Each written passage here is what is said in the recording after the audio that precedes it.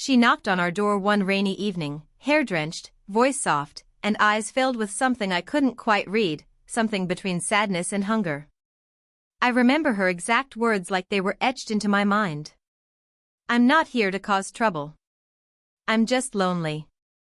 And in that moment, we let her in, not just into our home, but into our lives. What started as a kind gesture quickly turned into something we never saw coming. Looking back, I wish I had trusted my gut. But sometimes, kindness blinds you more than any lie ever could. My wife, Amina, was the first to warm up to her. She said every woman deserves a safe place to land, and I agreed. After all, she was a single woman in her mid-30s with no family around, just a few boxes and a past she didn't talk much about. She introduced herself as Rachel, charming, graceful, with a soft-spoken sadness that made you feel sorry for her. My kids liked her instantly.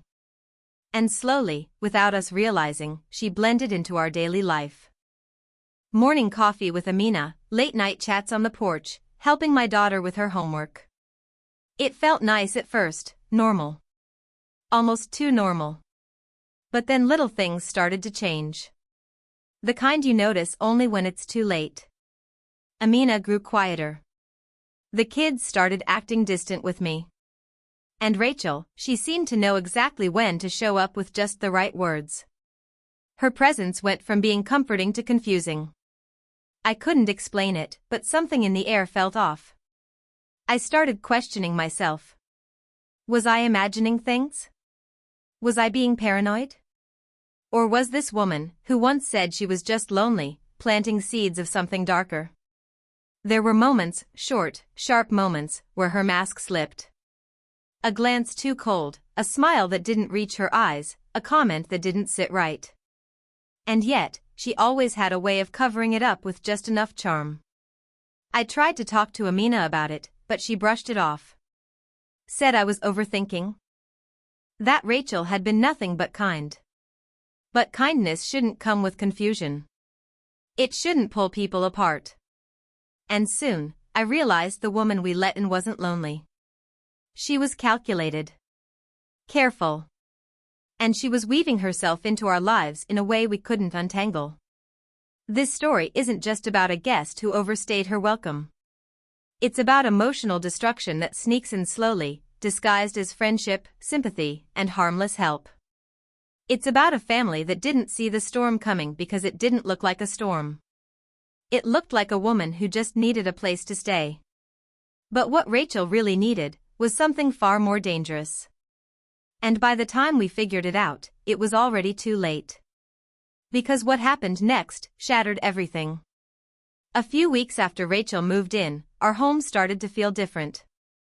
Not broken, just quieter, like the kind of silence that follows a storm no one saw. Amina, who once filled the kitchen with laughter, now spent hours sitting quietly with Rachel, sipping tea and whispering like teenagers sharing secrets. I wanted to believe it was innocent, that Amina just found someone to talk to. But deep down, something didn't sit right.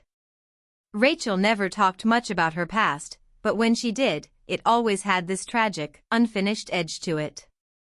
She told us her parents were gone, that she had no siblings, no one to turn to. She painted herself as a survivor of emotional abandonment, a woman who'd been tossed aside by life. And honestly, who wouldn't feel sorry for someone like that? My wife did. My kids did. And I tried. But the more I listened, the more it felt rehearsed, like she knew exactly what to say to pull you in. Then came the little changes in our routine. Rachel started doing things that felt too personal. Folding my clothes, rearranging kitchen cabinets, giving me unsolicited advice about how to better connect with my kids. She'd smile when I looked confused, acting like she was just helping, just being thoughtful. But to me, it felt like she was quietly taking control. And no one else seemed to notice. I'd come home from work and find Rachel sitting in the living room, my daughter leaning against her shoulder, while Amina cooked dinner alone. My son, once eager to share his day with me, now spoke less and less. And every time I tried to bring it up, Amina would defend her. She's just trying to help. Why are you being so cold? That question still echoes in my head. Because I wasn't being cold, I was being pushed out. And I didn't know why. Or by whom. Not yet. I started watching her more closely, not out of anger, but confusion. There was something too perfect about the way she moved through our home. Always present but never loud. Always helpful, but in ways that made me feel less needed. One evening, I overheard her laughing with Amina in the kitchen. It was a laugh I hadn't heard from my wife in months. The sound of it stung more than I expected. It wasn't jealousy, it was something else. Like I was slowly becoming invisible in my own home. Then came the missing pieces. Amina forgot our anniversary, something she never once missed in 15 years. When I brought it up, she blinked at me, distracted, as if her mind was somewhere else. I've just had a lot on my plate, she said, glancing toward the hallway where Rachel had just passed. My daughter stopped asking me for bedtime stories. My son started locking his door more often. Every connection I had in that house felt like it was slipping through my hands. One night, I walked into the living room and found Rachel sitting alone, flipping through our family photo album. She looked up, smiled, and said, "You're lucky to have all this." I never did. Her voice was calm, but her fingers lingered too long on the photos, especially the ones of Amina. I didn't know what to say. There was nothing wrong in her words, but everything felt wrong about the way she said them. I began checking her social media, trying to piece together her life before us. But nothing added up. The accounts were clean, too clean. No real friends, no family photos, no memories beyond a year ago. It was like Rachel didn't exist before us. And that terrified me. Things reached a boiling point the night I came home early from work.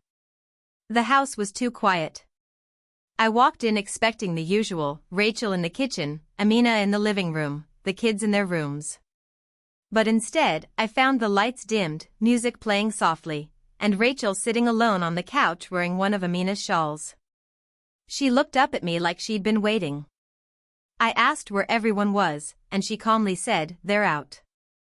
Just us tonight." My heart pounded. Something was off, too staged, too strange. I tried to brush past her, pretend everything was fine, but she stood and blocked the hallway.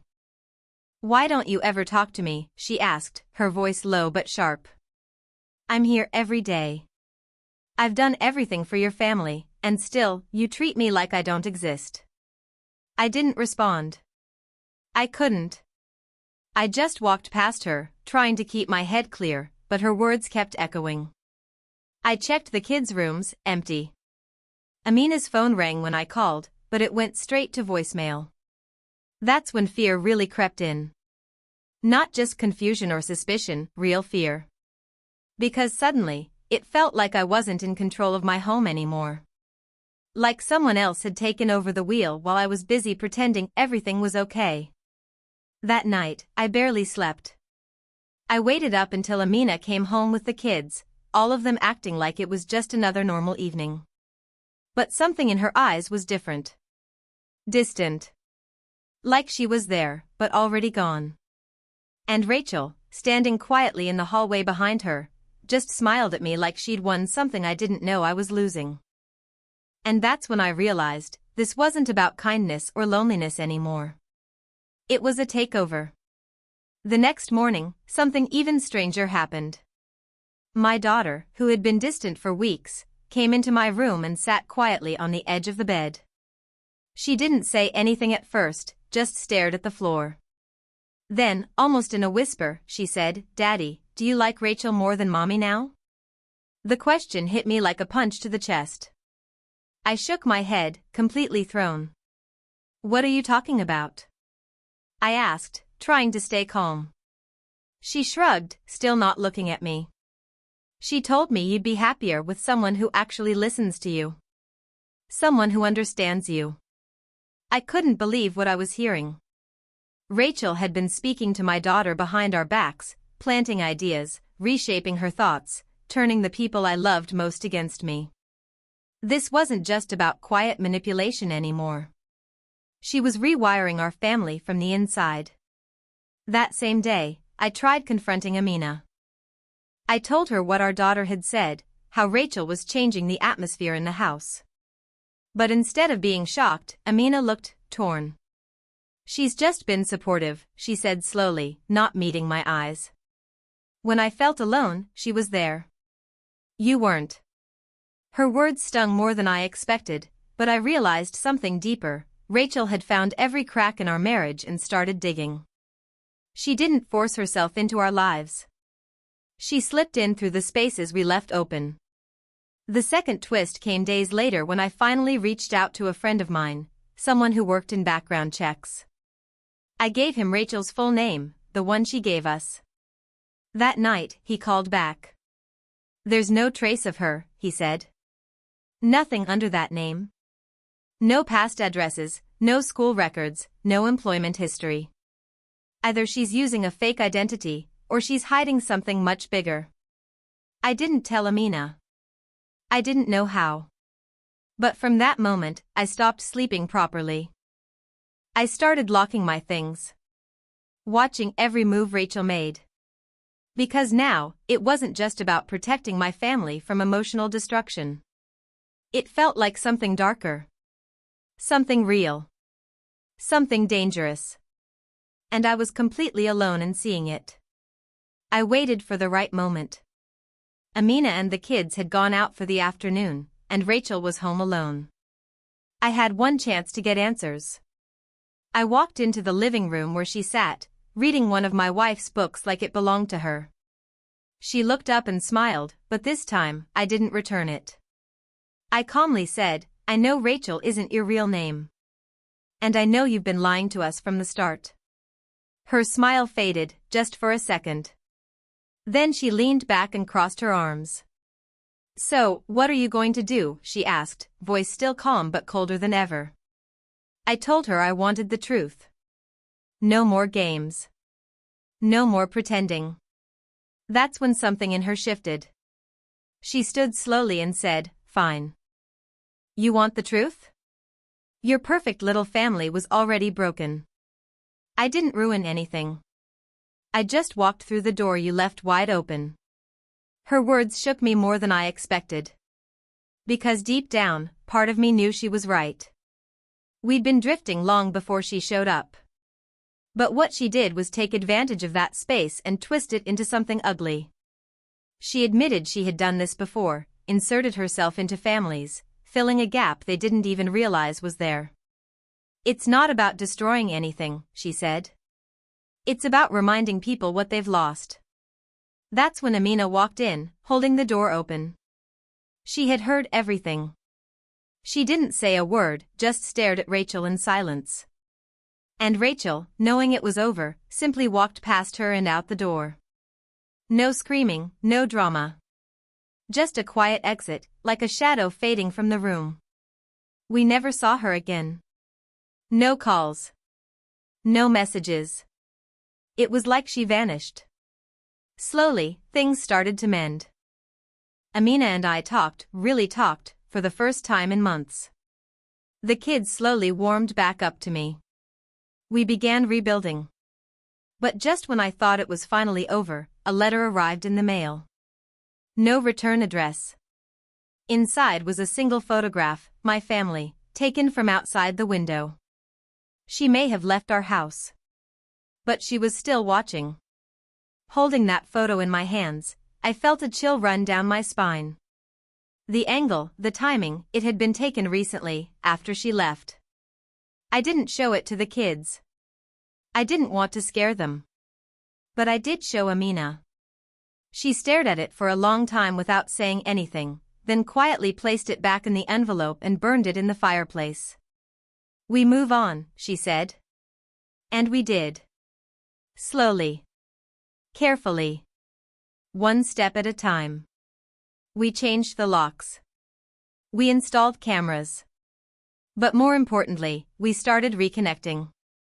Amina and I made a habit of sitting together after dinner, just talking, no phones, no distractions. The kids opened up again, little by little. It wasn't perfect, but it felt real. The damage Rachel left behind wasn't just about what she did, it was about what she exposed. We had allowed distance to grow between us, and she walked right into that gap. She didn't create the cracks, she just knew exactly where to push. For months, I kept checking the mail, half expecting another letter. But nothing came. No signs, no messages, no new photos. It was as if she had moved on to another family, another story, another quiet home with open doors. And maybe that's what haunted me most, knowing she was out there, watching, waiting for the next opportunity to slip in. But over time, fear turned into clarity. What happened to us wasn't just about a stranger who came to stay. It was about how easily love and trust can be shaken when we stop paying attention to one another. Rachel didn't destroy us, we nearly did that ourselves. She just sped it up. And in a strange, painful way, her presence forced us to fight for what mattered most. Now, when I tell people this story, I don't do it out of bitterness. I do it to remind others to protect what they love. Pay attention. Communicate. Because emotional destruction doesn't always arrive with chaos. Sometimes, it walks in with a smile and says, "I'm just lonely." And that's how everything changed. Quietly. Permanently. And in a way, it saved us by nearly tearing us apart. 51.